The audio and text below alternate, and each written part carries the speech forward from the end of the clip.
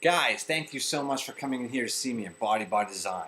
Okay, today's video is an offshoot of yesterday's video, and this is the description of shock and anger from our change curve that we covered over last time.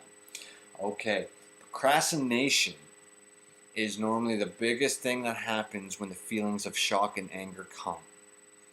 With the feelings of shock and anger, it can either last a short time or a very long time, depending on the individual and how resilient they are and how many tools they have in their belt to sort of be aware and to deal with whatever issues are happening in their life. I find the biggest one or the most common one is when people get really comfortable with life and become very overweight. So maybe you're in your early 40s, middle 40s, you've never really worked out, but since your 30s you've been putting on an average of 5 pounds a year because of your diet habits and your living lifestyle.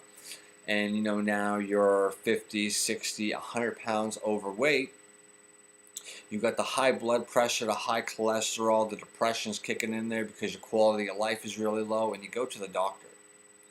Or you come see a professional like myself, and the doctor tells you, well, you have high blood pressure, high cholesterol,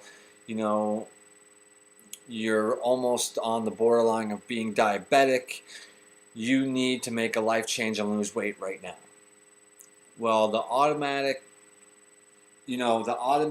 feeling is this feeling of shock and anger, and it's like, oh my God, no I'm not. Or how did this happen? You know what I mean? Clearly this came out of nowhere and arrived in the mail today.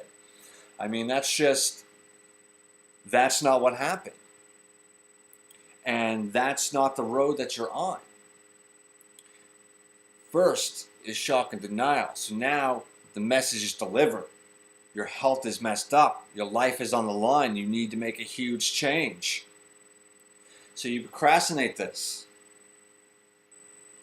And you're like, no I don't, no I don't, no I don't. Then it becomes denial. And believe me, denial is what got you there. And I've watched people live in denial almost their whole life.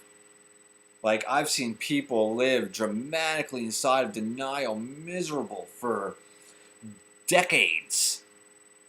Decades. And I just don't understand it.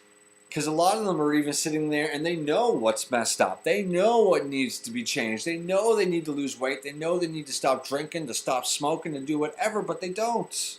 They would rather live in denial because denial has become a much more comfortable place because you're used to it. Okay? So, how are we going to deal with this? Shock and anger, you need to find an outlet. Okay? So if you don't work out and you don't eat properly, maybe start there. The biggest thing that I find that helps me get through these huge problems and these huge issues, write them down.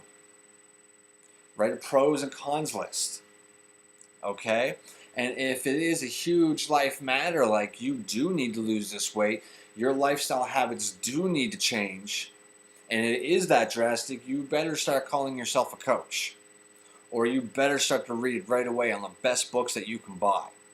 Okay? Do whatever it is you've got to do to get a game plan and get your life right. Okay? You have to take action. Do not slip into denial and stay there. I can't even begin to tell you how much I don't want that to happen. Okay? It's not the doctor's fault. It's not anybody else's fault. It's your fault. Okay? So this is shock and anger. How it could sort of take over your life and really force you into the second step, which is denial. And sort of some of the things you can do to get past it, okay? So make that list, make a plan to get past it, okay? Skip past denial. We don't like that phase at all, okay? Not at all. So again, guys, this is Josh from Body by Design, and this was explaining shock and anger a little bit. It's never too late to live the life you could have lived, and I hope you stay in for the next one, guys. Have a good day.